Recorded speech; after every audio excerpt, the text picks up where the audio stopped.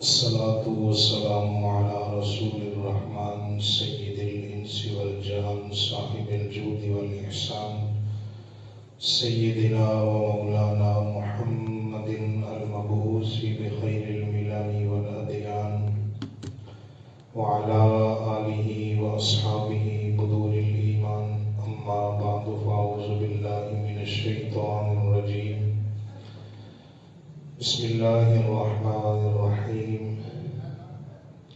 يا أيها الناس قد جاءتكم موعظة من ربكم وشفاء لما في الصدور وهدى ورحمة للمؤمنين صدق الله مولانا العظيم وصدق رسوله النبي الكريم ونحن على ذلك من الشاهدين والشاكرين والحمد لله رب العالمين يا رسول الله انظر حالنا يا حبيب الله اسمع قالنا إننا في بحر هم مغرق خذ يدي ساحل لنا أشكالنا مولاي صل وسلم دائما أبدا على حبيبك خير الخلق كلهم منزه عن شريك في محاسنه فجوهر الحسن فيه غير منقسم فاق النبيين في خلق وفي خلق ولم يضانوه في علم ولا كرم محمد سيد الكونين والثقلين والفريقين من عرب ومن عجم ثم الرضا عن أبي بكر وعن عمر وعن علي وعن عثمان ذي الكرم يا رب بالمصطفى بلغ مقاصدنا واغفر لنا ما مضى يا واسع الكرم اللهم رب صل وسلم دائما أبدا على حبيبك خير الخلق كلهم رب اشرح لي صدري ويسر لي أمري واحلل عقدة من لساني يفقهوا قولي اللہ رب العزت جل جلالہ وعظم نوالہ وعظم شانہ وعظم برہانہ ولا الہ غیرہ کی حمد و ثنا حضور رحمت عالم نور مجسم شفیع معظم تاجدار کائنات امام الانبیاء حبیب کبریا احمد مجتبی جناب محمد مصطفیٰ صلی اللہ علیہ وآلہ وسلم کی بارگاہ اقدس و انور میں ہدیہ درود و سلام کا نذرانہ عرض کرنے کے بعد اللہ کریم جمعۃ مبارک کی رحمتیں برکتیں ہم سب کو نصیب فرمائے۔ ماہ رمضان المبارک کے بعد یہ پہلا جمعۃ المبارک ہے، اسی مناسبت سے گزشتہ جمعۃ المبارک جو جمعۃ الوداع تھا اس میں قرآن اور صاحب قرآن کے عنوان پہ کچھ گزارشات پیش کی گئیں۔ اسی مضمون کو آگے بڑھاتے ہوئے اس ارادے کے ساتھ کہ قرآن کریم برہان رشید کے نزول کا مہینہ رمضان المبارک ہے اور قرآن کی تلاوت اور قرآن کی برکات حاصل کرنے کا پورا سال اللہ کریم نے حکم عطا فرما رکھا ہے۔ یعنی قرآن کریم برہان رشید صرف ماہ رمضان شریف میں ہی نہیں پڑھا جاتا بلکہ رمضان شریف کے بعد بھی قرآن کی تلاوت ہوتی ہے۔ ماہ رمضان المبارک چونکہ نزول قرآن کا مہینہ ہے تو اس میں قرآن کریم برہان رشید کی تلاوت کرنے کا اجر و ثواب زیادہ ہے، لیکن اس کا مطلب یہ نہیں ہے کہ رمضان شریف کے بعد قرآن کو بند کر کے اگلے سال تک رکھ دیا جائے اور قرآن دیکھا بھی نہ جائے۔ بڑی مشہور حدیث پاک ہے، حضور آقا کونین امام الانبیاء صلی اللہ علیہ وآلہ وسلم کا ارشاد پاک ہے، خیرکم من تعلم القرآن وعلمہ، فرمایا تم میں بہترین وہ بندہ ہے جو قرآن پڑھتا ہے اور دوسروں کو پڑھاتا ہے۔ اگر کسی کو کوئی بندہ کہہ دے کہ یہ بندہ بہتر ہے تو وہ بھولا نہیں سماتا، تو جس کے بہترین ہونے پہ خود امام الانبیاء صلی اللہ علیہ وآلہ وسلم مہر لگا دیں کہ جو قرآن پڑھتا ہے اور دوسروں کو پڑھاتا ہے تم میں بہترین وہ ہے، اس کی بہتری کا عالم کیا ہوگا۔ قرآن ایک لفظ ہے اور آپ جانتے ہیں کہ ہر لفظ کا کوئی نہ کوئی معنی، کوئی نہ کوئی مفہوم ہوتا ہے۔ قرآن بر وزن فعلان ہے۔ اس کا پہلا معنی یہ ہے کہ یہ وہ کتاب ہے کہ جس کے اندر اللہ کریم جل جلالہ نے تمام علم جمع فرما دیے، ہر چیز کا علم اس قرآن میں موجود ہے، اور قرآن خود اس کی تصدیق فرما رہا ہے لا رطب ولا یابس الا فی کتاب مبین، کہ ہر خشک و تر چیز کا ذکر اللہ نے اس قرآن میں ارشاد فرما رکھا ہے۔ قرآن ایک لفظ ہے اور اس کا دوسرا معنی ہے پڑھی جانے والی کتاب۔ صرف پڑھی جانے والی کتاب نہیں، سب سے زیادہ پڑھی جانے والی کتاب۔ اب دنیا میں دیکھیں جتنی بھی کتابیں ہیں، چاہے وہ کسی بھی ٹاپک پہ ہوں، ایک بار پڑھ لیں، دو بار پڑھ لیں، تیسری بار پڑھنے کا دل نہیں کرتا۔ قرآن کا یہ اعزاز ہے اور قرآن کا یہ اعجاز ہے کہ بار بار پڑھا جا رہا ہے، ہر بار پڑھا جا رہا ہے۔ ہر ماہ رمضان المبارک میں مساجد میں پورے قرآن کی تلاوت ہوتی ہے۔ اگر ایک بار یہاں پہ کوئی مسئلہ بیان ہو جائے اور وہی مسئلہ آئندہ جمعۃ المبارک پہ بھی بیان ہو، پھر وہی مسئلہ اس سے اگلے جمعے پہ بھی بیان ہو، تو لوگ کہیں گے جی پتہ نہیں قاری صاحب کوئی اور مسئلہ دیکھ کے نہیں آتے یا ان کو کوئی اور مسئلہ آتا کوئی نہیں، بار بار ایک ہی مسئلہ ڈسکس ہوتا ہے۔ ہر نماز کی ہر رکعت میں قرآن پڑھا جا رہا ہے۔ آج تک کبھی کسی نے یہ نہیں کہا کہ مولانا آپ نے فجر میں جو سورہ فاتحہ پڑھی تھی اب مغرب میں کیوں پڑھ رہے ہیں، مغرب میں پڑھی تھی تو عشاء میں کیوں پڑھ رہے ہیں، ظہر میں پڑھی تھی تو عصر میں کیوں پڑھ رہے ہیں۔ ہر نماز کی ہر رکعت میں قرآن پڑھا جا رہا ہے، تو لفظ قرآن کا جو معنی ہے وہ پورا ہو رہا ہے کہ بار بار اور سب سے زیادہ پڑھی جانے والی کتاب۔ دنیا میں واحد کتاب قرآن مجید ہے کہ جب بھی پڑھیں ایک نیا سرور ملتا ہے، نیا نور ملتا ہے، اور پھر جب بھی پڑھیں وہ جو فرمان مصطفیٰ صلی اللہ علیہ وآلہ وسلم ہے کہ قرآن کے ایک حرف کے بدلے میں 10 نیکیاں ملتی ہیں، تو وہ فرمان جب بار بار پڑھیں تو کیا نیکیاں کم ہوتی ہیں؟ نہیں، جب بھی پڑھیں گے نیا نور ملے گا، نیا سرور ملے گا، اور جب بھی قرآن کی تلاوت کی جائے گی ہر حرف کے بدلے اللہ 10 نیکیاں عطا فرماتا رہے گا۔ تو اس کا مطلب ہے قرآن دنیا کی واحد کتاب ہے کہ جس کی جتنی تلاوت کریں گے اتنا ثواب ملے گا اور اتنا اجر ملے گا۔ اور یہ بات بھی یاد رکھیں، کتابیں اور بھی ہیں، کلام اور بھی ہیں، اور گزشتہ جمعۃ المبارک پہ چند فرق میں نے بیان کیے تھے کہ ان کلاموں میں اور اس کلام میں فرق کیا ہے۔ ایک بات یہ بھی یاد رکھیں، قرآن دنیا کی واحد کتاب ہے جو بار بار پڑھی جا رہی ہے، اور بار بار اس کی نیکیاں پڑھنے والے کو اللہ عطا فرما رہا ہے۔ جب بھی پڑھیں گے قرآن کے اندر سے کوئی نہ کوئی نیا مسئلہ آپ کے سامنے آئے گا، جب بھی پڑھیں گے اجر و ثواب ملے گا۔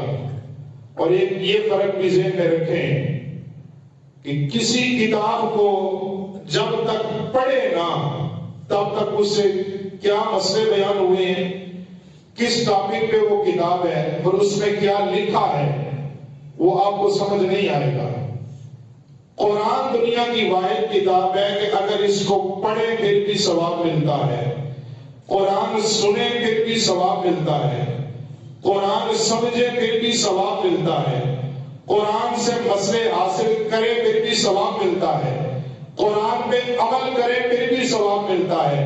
اور اگر قرآن کو بندہ پڑھ نہ سکے، صرف کھول کے قرآن کی زیارت کر لے، پھر بھی اللہ ثواب عطا فرما دیتا ہے۔ تو یہ واحد کتاب قرآن ہی ہے کہ جس کے اندر اللہ کریم جل جلالہ نے ان ساری چیزوں کو جمع فرمایا ہے۔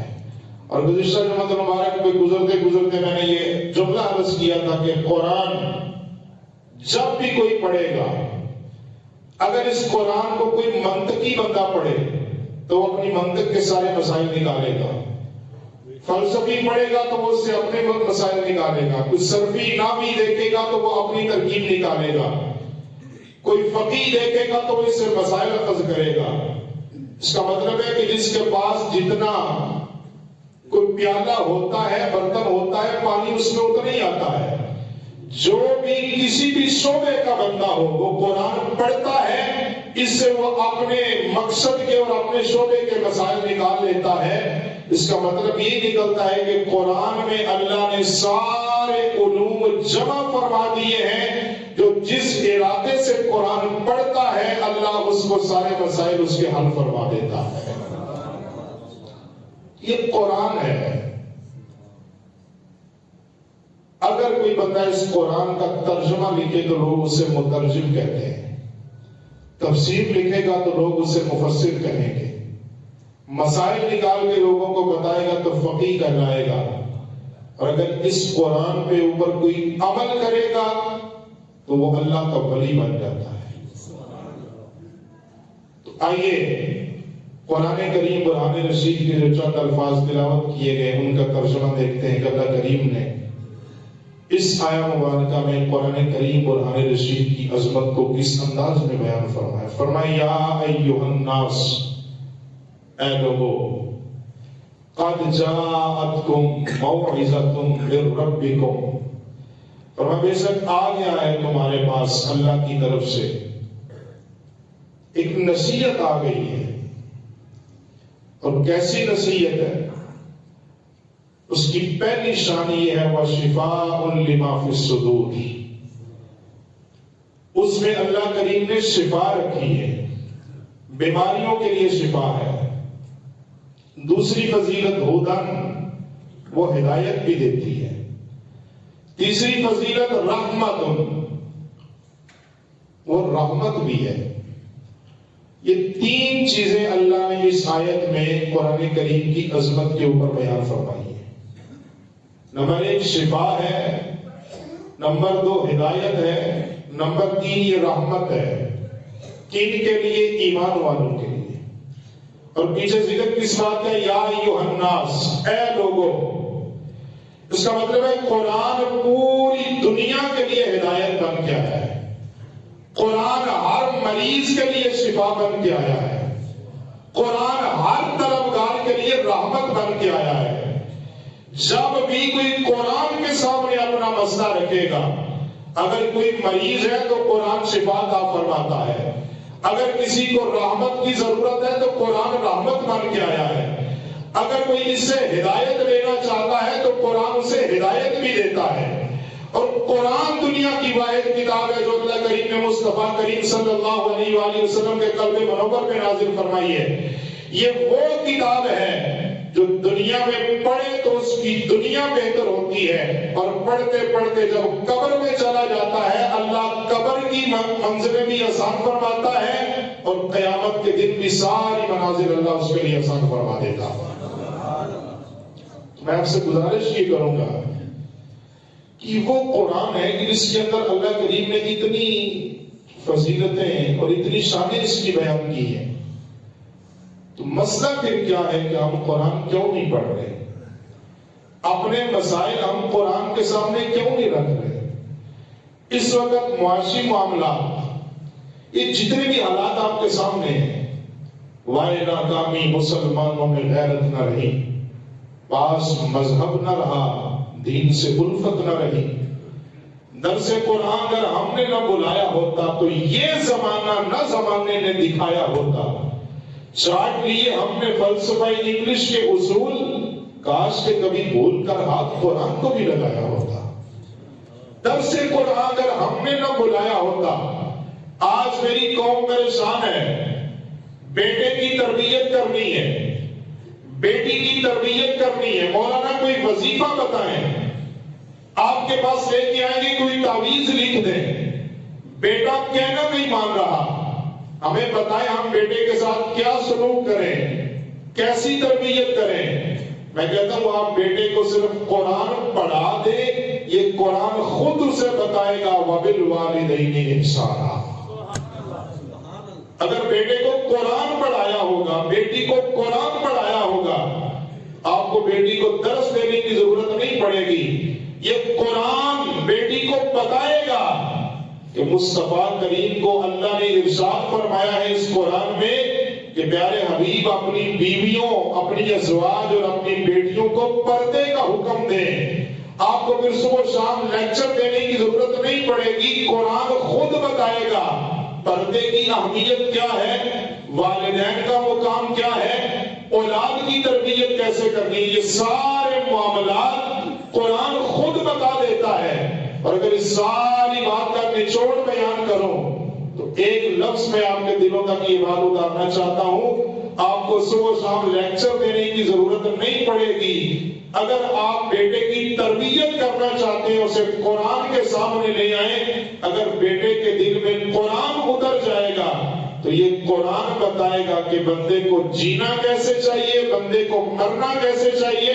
یہ قرآن بتائے گا کہ والدین بندے کے لیے اللہ کی نعمت ہے، جو والدین کی قدر کرتا ہے زمانہ اس کی قدر کرتا ہے۔ یہ سارے مسائل بیٹے کو قرآن خود اس کے سامنے بیان فرما دے گا۔ تو میری جان گزارش یہ ہے، قرآن پڑھیں، قرآن پڑھائیں۔ اولاد کی تربیت چاہتے ہیں تو قرآن کے سامنے لے کے آئیں۔ قرآن خود بتائے گا یا ایھا الذین آمنوا قوا انفسکم واہلیکم نارا۔ کوئی مسئلہ تو ایسا بتائیں کہ جس کا حل قرآن کے اندر موجود نہ ہو۔ اور تین باتیں ہیں جو اس آیت کی روایت کے اندر اللہ کریم نے بیان فرمائی ہیں، یہ شفا بھی ہے، یہ ہدایت بھی ہے، یہ رحمت بھی ہے۔ اگر کوئی آنے والا آئے اور سچے دل سے آئے، قرآن مریض ہے تو شفا دے گا، ہدایت کا طلبگار ہے تو ہدایت نصیب ہوگی، رحمت خدا چاہتا ہے تو اللہ رحمتوں کی برسات فرمائے گا۔ بس سچے دل کے ساتھ قرآن کے سامنے آ کے روئے تو صحیح، اپنا مسئلہ بیان تو کرے۔ اور جنہوں نے قرآن پڑھا ہے اٹھائیں جامع کرمزی، میرے نبی کریم علیہ السلام کا ارشاد پاک، جنہوں نے قرآن پڑھا ہے اور اس قرآن کو سینے سے لگایا ہے، قرآن نے دنیا کے اندر بھی مقام عطا فرمایا ہے، اور اگر قبر کے اندر بھی گئے ہیں تو قبر کے اندر سے بھی قرآن پڑھنے کی آواز لوگوں نے سماعت فرما لی ہے، قبر سے۔ حضرت عبداللہ بن عباس رضی اللہ تعالیٰ عنہ راوی ہے، میرے نبی کریم علیہ السلام تشریف لے کے جا رہے ہیں، صحابہ کرام بھی حضور کے ساتھ ہیں۔ ایک جگہ پہ جا کے حضور نے دوران سفر ٹھہرنے کا حکم دیا، صحابہ رکے، جب قافلہ رکا تو لوگ اپنے اپنے خیمے لگانے لگے۔ تو صحابی فرماتے ہیں کہ ہم نے جس جگہ پہ خیمہ لگانے کی کوشش کی ہے زمین برابر تھی اور خیمہ لگایا، تو کہتے ہیں وہاں سے کسی کے قرآن پڑھنے کی آواز آ رہی ہے اور سورہ ملک پڑھی جا رہی ہے۔ یہ سورہ ملک بڑی عظمت والی سورت ہے، بڑی فضیلت والی سورت ہے، اور اس کے اندر میرے آقا علیہ السلام نے سورہ ملک کی فضیلت کو بیان فرماتے ہوئے کئی ارشادات فرمائے ہیں۔ فرمائے سورہ ملک کی تلاوت کرنے والا آخری وقت اس کا ایمان محفوظ رہتا ہے۔ صحابی فرماتے ہیں کہ ہم نے جب قافلہ روکا، خیمہ لگانے لگے تو کسی کے قرآن پڑھنے کی آواز آ رہی ہے، پڑھنے والا ہمیں نظر نہیں آ رہا۔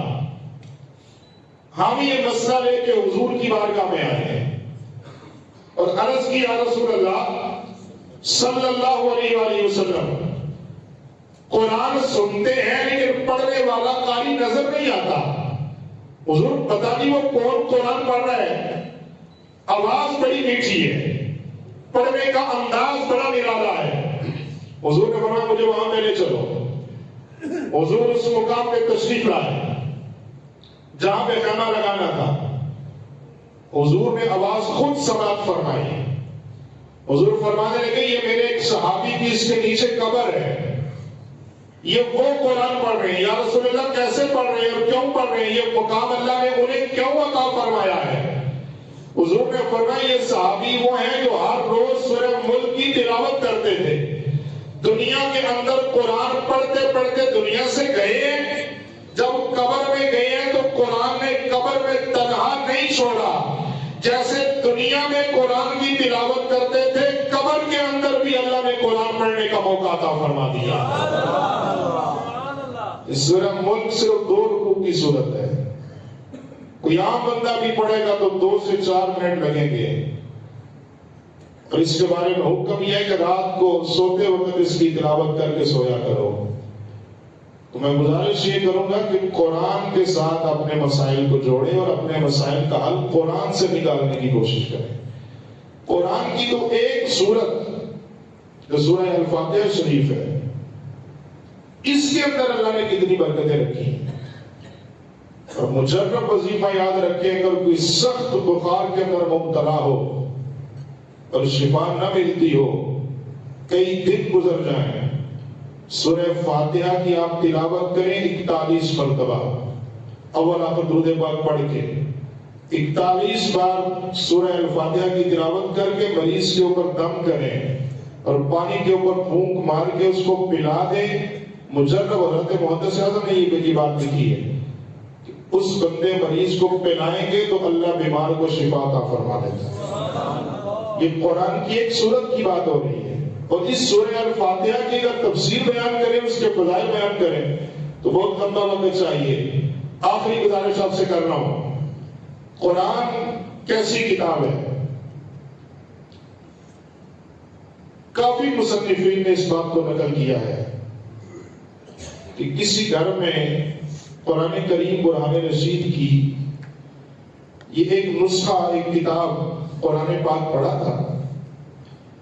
صاحب خانہ مسلمان تھے اور ان کے ہمسائے مذہب یہودیت میں تھے، یہودی تھے.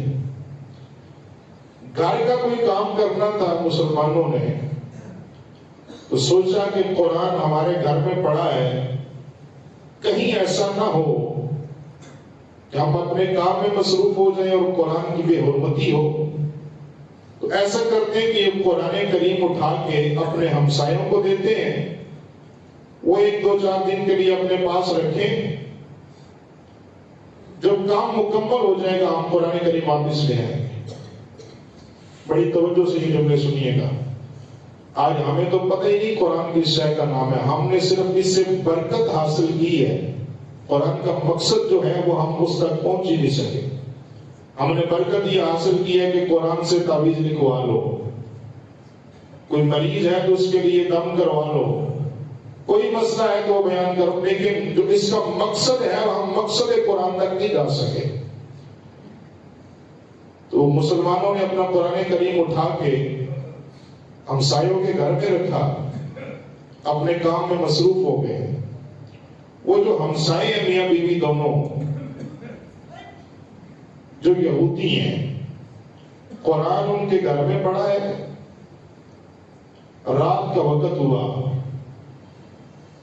ایک کمرے میں قرآن کریم رکھا، دوسرے میں کمرے میں جا کے خود آرام کرنے لگے. تھوڑا سا وقت گزرا تو بندے کے ذہن میں خیال آیا کہ یہ مسلمانوں کی مذہبی کتاب ہے، وہ اس کا بہت زیادہ احترام کرتے ہیں، تو کہیں ایسا نہ ہو کہ انہوں نے امانت کے طور پہ ہمارے پاس یہ رکھا ہے تو کہیں ہم سے کوئی بے ادبی نہ ہو جائے، کہیں کوئی مسئلہ ہی نہ بن جائے. اب دونوں میاں بیوی آپس میں مشورہ کریں کہ رات کیسے گزاری جائے. بالآخر فیصلہ یہ ہوا کہ آدھی رات کا وقت مرد قرآن اٹھائے گا اور اپنے سر پہ رکھے گا اور بیوی آرام کرے گی، اور اگلا حصہ رات کا بیوی سر پہ اٹھا کے رکھے گی، مرد آرام کر لے گا. اب دونوں نے قرآن کا احترام کیا. وہ قرآن جو میرے اور آپ کے گھر میں پڑا ہے وہ پورا سال پڑا ہے، جس کو ہم نے کبھی ہاتھ لگا کے دیکھا بھی نہیں. اور بڑے درد دل سے یہ جملہ بول رہا ہوں، ہم دکانوں کی صفائی کریں، دفتر کی صفائی کریں، گھروں میں صفائی کروائیں، ساری چیزیں ہم بڑے آرام سے سالو کر لیتے ہیں۔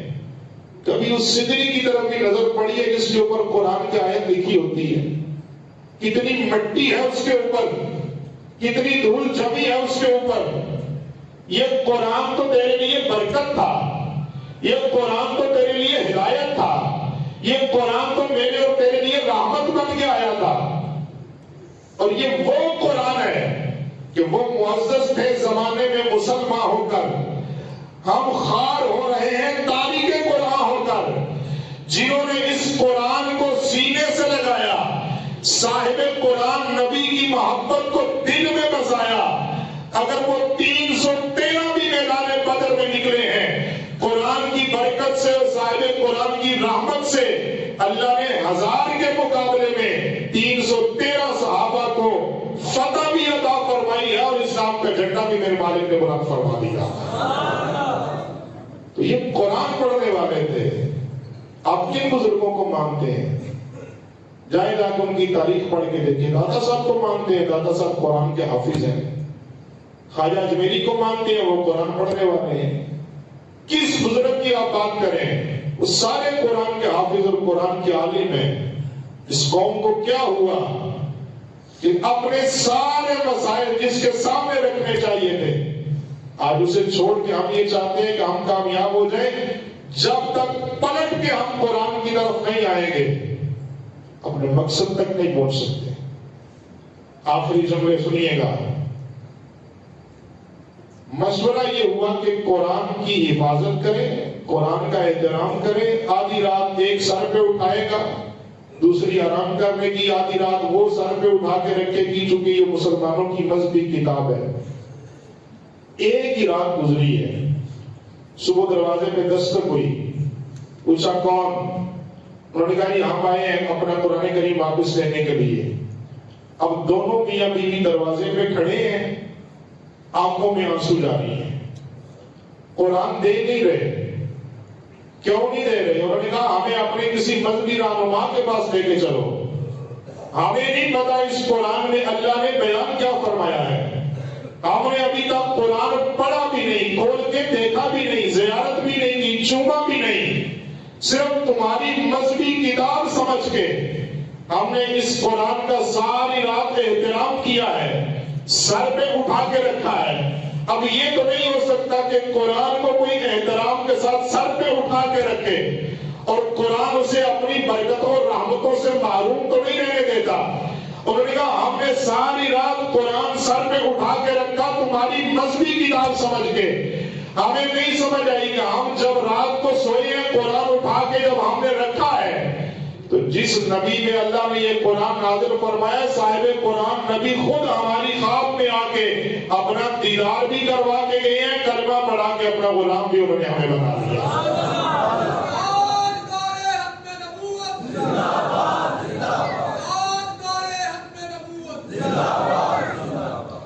حضرات عزیز و طاہر، میری پوری گفتگو کا نچوڑ ہے، میں عظمت قرآن پہ آئندہ جمعۃ المبارک پہ بھی گفتگو کروں گا، ایک نئے انداز کے ساتھ اور نئی باتوں کے ساتھ عرض کروں گا۔ لیکن ماہ رمضان شریف گزرا ہے، مسلمان تو نہیں گزرے۔ ماہ رمضان شریف کو الوداع کیا ہے، کیا ہم نے اسلام کو تو نہیں الوداع کر دیا؟ وہ رش جو ماہ رمضان شریف کے اندر مساجد میں تھا، وہ ماہ رمضان شریف کی راتیں ہم سے پوچھ رہی ہیں کہ رمضان شریف الوداع ہوا ہے یا مسلمان الوداع ہو گئے؟ مساجد کی رونق کیوں نہیں ہے؟ اس کا مقصد، اس بات کا مطلب یہ ہے کہ ہم نے اپنا تعلق صرف ایک سالانہ جو ایک سسٹم ہوتا ہے اسی کے ساتھ رکھا ہے، اور جو قرآن کا مقصد ہے اور قرآن کریم قرآن رشید کے آنے کا جو مقصد ہے، اس کے نزول کا جو مقصد ہے، ہم وہاں تک تو پہنچ ہی نہیں رہے۔ میں گزارش یہ کروں گا، رمضان شریف کے گزر جانے کے بعد بھی مساجد میں نماز ہوتی ہے، رمضان شریف کے گزر جانے کے بعد بھی قرآن کی تلاوت ہوتی ہے، صرف رمضان شریف کے اندر نہیں۔ میں پھر یہ عرض کروں گا کہ ماہ رمضان شریف کو الوداع کرنے کے بعد جو پنجگانہ نمازی نہیں ہیں، اگر ماہ رمضان شریف کو آپ گزر جانے کے بعد آپ پنجگانہ نمازی نہیں بن سکے تو پھر ہمیں اپنے آپ پہ غور کرنا چاہیے کہ ہم نے رمضان شریف سے حاصل کیا کیا ہے۔ رمضان شریف نے تو یہ بتایا تھا کہ جب اذان ہو جائے تو سیدھا دوڑو مسجد کی طرف، اپنے سارے کام ہم نے چھوڑے اور مساجد میں آ کے اللہ کے حضور سر پر سجود ہو گئے۔ ماہ رمضان شریف کے بعد بھی مساجد سے حی علی الصلاۃ کی صدا آ رہی ہے، حی علی الفلاح کا اعلان تو ہر 5 وقت ہو رہا ہے۔ ضرورت اس بات کی ہے، آج کا مسلمان اگر اپنے مسائل حل کرنا چاہتا ہے اور اپنے معاملات بہتر کرنا چاہتا ہے، اس کا واحد حل ہے کہ وہ مسلمان آئے، قرآن کھولے، اسے پڑھے، اس کی زیارت کرے، سمجھے اور سمجھنے کے بعد اس پہ عمل کرے، تو جتنے بھی مسائل ہیں دنیا کے اندر بھی اللہ بہتر فرمائے گا، قبر و حشر کی تمام منازل اللہ آسان فرمائے گا۔ وآخر دعوانا الحمدللہ۔